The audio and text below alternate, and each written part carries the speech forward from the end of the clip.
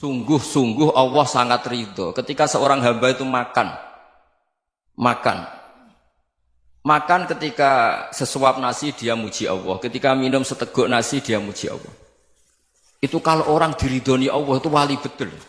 Itu untuk jadi wali itu gampang. Kamu makan ridho, kamu nginjak buminya Allah ridho seneng, kamu hidup keseharian aman seneng. Nah ini supaya sampean kita semua ngaji betapa panduan Rasulullah untuk menggapai ridho Allah itu banyak yang keseharian sekali. Saking kesehariannya banyak dalam hadis dan itu sahih. Nabi menyebut hal-hal yang keseharian. Hatta ma tas'alu fi fimra'atika. Kamu punya uang, kemudian istri kamu bisa makan, itu ibadah. Bahkan sebagian ibadah itu dicontohkan Nabi yang akhirnya diprotes sahabat. Yaitu wa fi buti ahadikum sedekah. Kamu menggauli istri kamu itu ya sedekah. Sampai sahabat bilang yang benar ya Rasulullah. Ayati ahaduna syahwatahu wa huwa lahu ajrun. Masa urusan biologis, urusan syahwat kemudian dia dapat pahala. Nabi menjawab, alaysa lawadu'aha fi haramin akana alaihi wisrun. Bagaimana kalau dia meletakkan ke yang tidak benar itu kan dosa. Nah, hal-hal seperti ini yang saya ingin teman-teman semua. Saya juga agak ingin ngaji demi Anda juga agak ingin. Itu dosa sekali ngaji kok pesanan kelompok tertentu itu enggak boleh. Islam itu untuk semua. Jadi ya cuma karena di depan saya jenengan ya seakan-akan jenengan korbannya. Itu ada ilmunya dalam usul fikih itu. Jadi orang itu harus ngaji usul fikih. Nama yang disebut, mungkin Mas Sufyan masih ingat zaman ngaji usul fikih. Nama yang disebut itu tidak jaminan sebagai prioritas perintah. Jadi misalnya gini, kebetulan yang di depan Nabi itu Abu Dzar.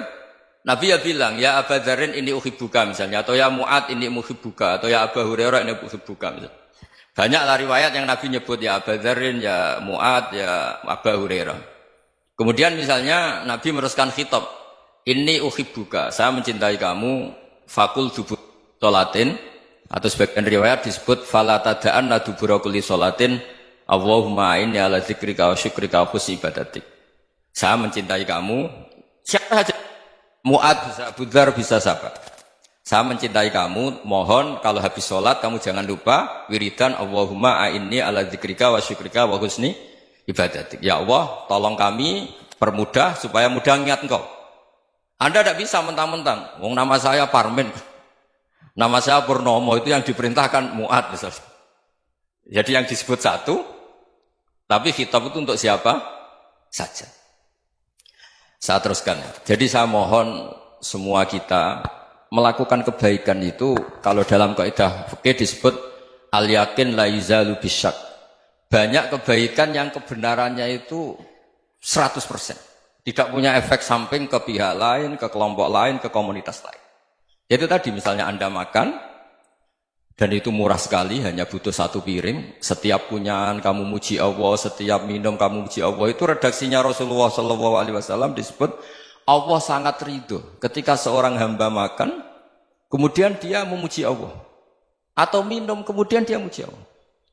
Logikanya gampang, negara seperti ini yang kamu harapkan bentuknya kayak apa, mertua, ipar, komunitas, tetangga, itu nyata terjadi itu kan belum pasti. Sementara yang mesti terjadi adalah kamu butuh makan, kalau tidak mati. Butuh minum, kalau tidak mati. Butuh bumi yang nyaman ditempati, kalau tidak kita juga mati. Sebab itu Allah kalau menyebut nikmatnya itu hal-hal yang keseharian. Alladzi at'amahum min ju'. Allah itu siapa? Allah itu yang menciptakan kamu bisa makan. Tidak berlebihan, Allah itu yang menciptakan kondisi sosial itu ideal. Zaman Nabi itu ya ada orang munafik. Orang-orang pilihan Allah itu juga diuji orang sekelilingnya yang macam-macam. Semua diuji sesuai konteks zaman dan waktu. Nah, tapi ada ibadah-ibadah yang selalu disarankan Nabi. Sampai Nabi itu pernah ditanya, ayul islami khairun ya Rasulullah, Islam terbaik itu gimana? Jawaban Nabi itu unik. It'amu to'am. Islam terbaik itu ya makan-makan, santai-santai. Ketika Allah menyebut beberapa kebaikan, falak tahamal aqobah, wa ma adrokan Allah, mal aqobah. Terusannya apa? Fakku rokobah. Terusannya apa? Au it'amun fiyaumin di masubaya. Atau acara makan-makan itu juga Islam. Kenapa? Ya bayangkan kalau tidak ada makanan, kita mati kan? Kondisi sosial tidak ideal itu Anda masih gak apa-apa. Tapi kalau Anda tidak makan, Anda tidak minum, Kamu punya istri cerewet masih bisa hidup, punya mertua cerewet masih bisa hidup. Tapi kalau tidak makan bisa mati. Berarti penting mana istri sama makan? Penting mana? Makan. Semoga istri Anda dengar. Nanti kamu disuruh makan tapi pulang deh. Itu kalau dibahasakan makan masih memahami. Penting mana nasi satu piring dengan istri. Nggak ada nasi mati, nggak ada istri belum mati. Penting mana? Gak berani jawab kan? Nah, ternyata Anda ada garang kan di depan istri. Jadi saya mohonlah, mungkin Mas Sufyan Sauri tadi yang bisa bantulah. Teman-teman tuh ngaji yang keseharian saja. Karena kita nyari ridha Allah itu berdasar firman Allah. Dan firman Allah itu menyebut keseharian tuh riang, gampang. Yaitu tadi misalnya wa min ayatihi manamukum billaili wan nahar. Termasuk ayat-ayat Allah itu kamu tidur. Maka dulu itu ada guyonan, ada tokoh Mu'tazilah, kelompok dalam Islam yang berpikir manusia itu bisa menentukan ikhtiarnya sendiri. Karena saya bisa duduk, ingin berdiri, berdiri. Karena kelompok ini nggak terima kalau semua kehendak Allah, nanti bagaimana kalau semua kehendak Allah kok ada hisab ya, ada sanksi. Lucunya itu dia akhirnya, ini cerita ya, mencintai seorang perempuan, cantik sekali. Dan itu dia menjadi ahli sunnah itu oleh hal-hal yang sepele.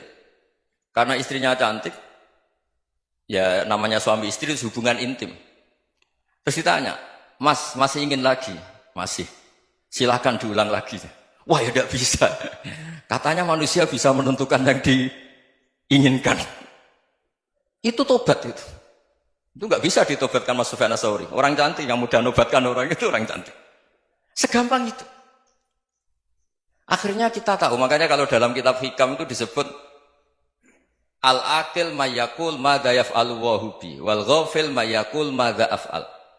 Orang yang punya akal karena sadar ini wilayah Allah, semua milik Tuhan. Itu dia tiap hari berpikir, besok Allah akan melakukan apa terhadap dunia ini. Kamu merencanakan sesuatu mau plesir, ternyata gempa. Mau wisata ke Rusia, ternyata perang. Kamu tidak pernah tahu apa yang akan terjadi besok. Wa ma tadri nafsum madza taksibu ghadan.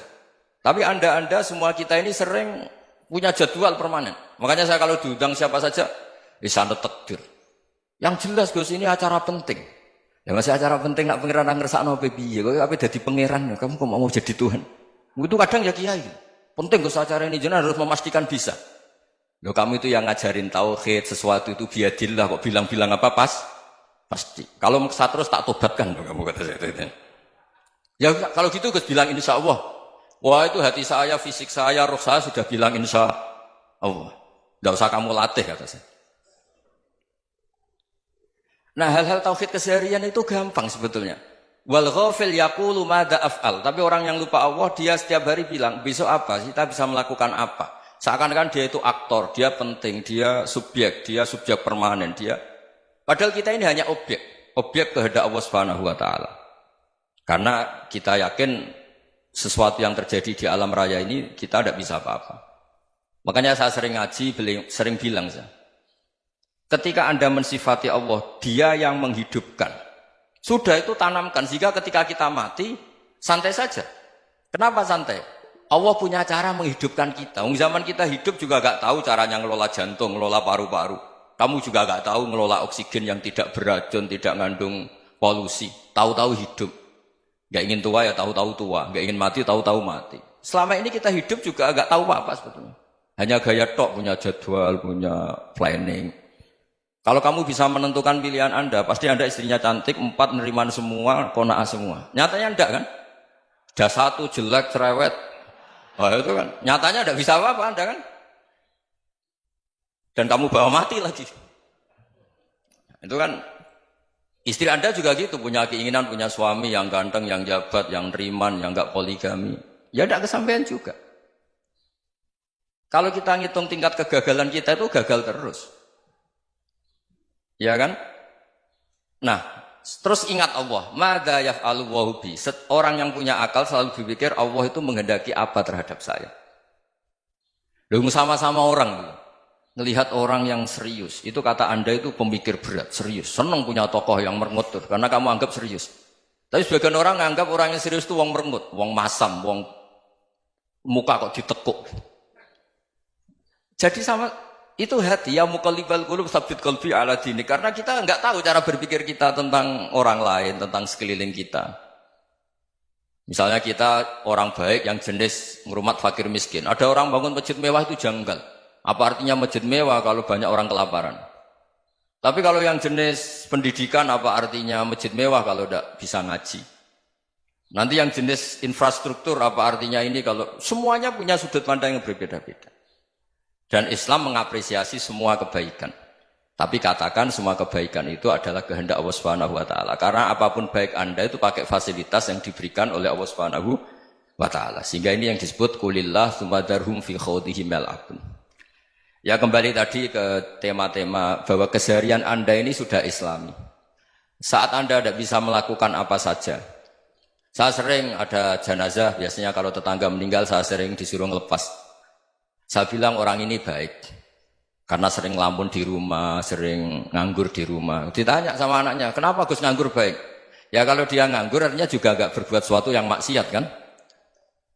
Ya kan? Orang nganggur di rumahnya ya tidak bunuh orang, tidak maling, tidak korupsi, ya namanya nganggur di rumah. Lah cuma istri cara pandang nganggur gak menghasilkan uang itu. Tapi juga gak menghasilkan kriminal kan? Jadi sebenarnya Islam itu cara, makanya kalau sampai ngaji usul fikih itu ada kitab usul fikih, namanya Lubul Usul, itu terkenal sekali di pesantren itu. Itu kalau ngapresiasi keseharian itu luar biasa. Izma min mubahin illa wa yatahaqququ bihi tarku haramimma. Karena keseharian yang mubah saat Anda lakukan itu ada kehebatan yang luar biasa, yaitu meninggalkan haram. Makanya dulu banyak orang-orang alim ketemu temannya itu guyon sampai semalaman. Itu biasanya yang semangat Islam itu kiai kok tidak tahajud, kiai kok tidak witir. Orang yang sedang mapan uangnya banyak, malam itu tidak kelayaban itu sudah luar biasa. Melawan nafsu supaya tidak maksiat itu sudah luar biasa. Supaya lupa guyon sama temannya semalaman sampai subuh. Gejlok-gejlokan ngenang zaman miskin, zaman kuliah nggak jelas, zaman apa. Melihatnya jangan takut tahajud. Seperti ini meninggalkan tahajud, tapi meninggalkannya ini talkul muharramat. Jadi kayak apa hebatnya? Sehingga Imam Ghazali punya riwayat yang agak unik. Hatta takuna ibadatu akhiri hadil ummah iku an-naum. Sehingga suatu saat ibadah terbaik umat ini itu tidur. Itu kan riwayat kontroversi. Ketika Imam Ghazali tanya, kenapa iya? Kenapa kamu mulai keluar dari rumah itu sudah banyak maksiat? Melihat perempuan yang enggak mahram, melihat fenomena. Tapi kalau kamu tidur itu enggak melihat apa-apa. Tapi juga kamu jangan nganggap tidur itu ibadah betul. Saatnya melakukan fardhu ain malah masih tidur. Tapi itu sudut pandang yang menjadikan kita Islam itu gampang. Jadi saat Anda tidak bisa aktivitas apa-apa, misalnya ada beberapa orang yang lumpuh. Lumpuh itu memang nggak bisa Jumatan, nggak bisa ibadah, tapi dia juga nggak bisa maksiat.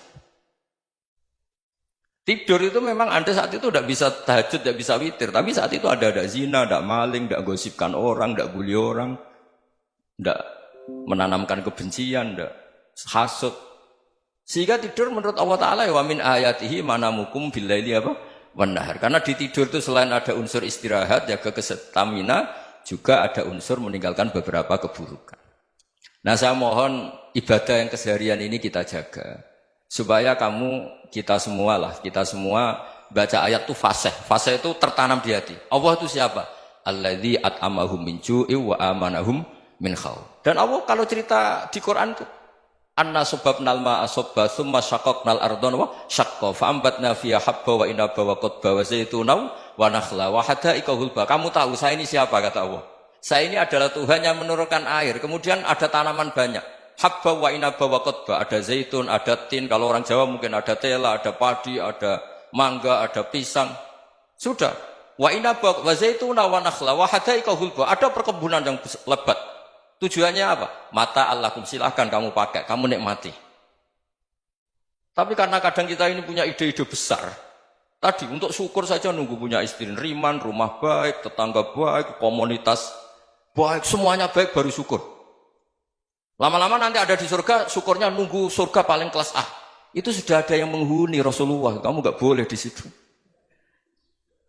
Masa untuk syukur saja? Repotnya Masya Allah. Jadi mohonlah Quran yang kalau Anda hafalkan juz amma itu kan ada ayat-ayat yang kayak tadi. Ya, fal yang dzuril insanu ila ta'ami. Coba lihat. Apa yang kamu makan ya? Dari mana? Dan untuk mempertahankan hidup kamu keseharian. Jadi jangan kira ibadah itu harus membentuk komunitas yang versi Anda. Ibadah itu harus yang hal yang mulu-mulu. Kesehariannya Anda alami. Loh ini saya tidak bikin-bikin. Saya ngaji bukan karena berdasar pesanan. Itu ayat yang saya baca kan betul ada ayatnya kan. Fal yang dzuril insanu ila tu'ami. Anna sobabnal ma'a sobba. Thumma syaqaqnal ardo syaqqa. Fa'ambasna fiya habba wa inabau wa qadba. Wa zaitunaw wa nakhla. Wa hadaika khulba. Terusannya apa? Mata'al lakum. Silakan kamu nikmati. Mata itu silakan kamu nikmati. Ya kayak sampean dikasih hidangan ya makan. Ya sudah makan. Habis makan ya minum. Habis itu ngantuk ya tidur. Ya sudah normal-normal saja. Kayak apa indahnya Islam. Tapi Anda mencari Islam yang gimana lagi? Nah itu yang diajarkan guru-guru kita, diajarkan sanad kita sampai Wali Songo, sampai Rasulullah SAW. Bahwa pada akhirnya ada jihad, ada perang. Itu dulu memang perang, bukan membunuh. Beda. Dulu kita dijajah Belanda ya perang. Dan itu normal karena kita dijajah. Jadi ketika orang lain ingin baik sama kita, wa in ahadum minal musyrikin astajaroka ya fajirhu hatta yasma'a kalam Allah. Kalau mereka ingin baik ya kita baik. Makanya ada istilah musta'man, mu'ahad. Kalau mereka ingin damai, berdampingan dengan kemajmukan ya itu yang lebih baik. Karena memang Islam menghormati proses perdamaian. Wa in janahu lis-salmi ya fajnah lah. Kalau ingin damai ya kita harus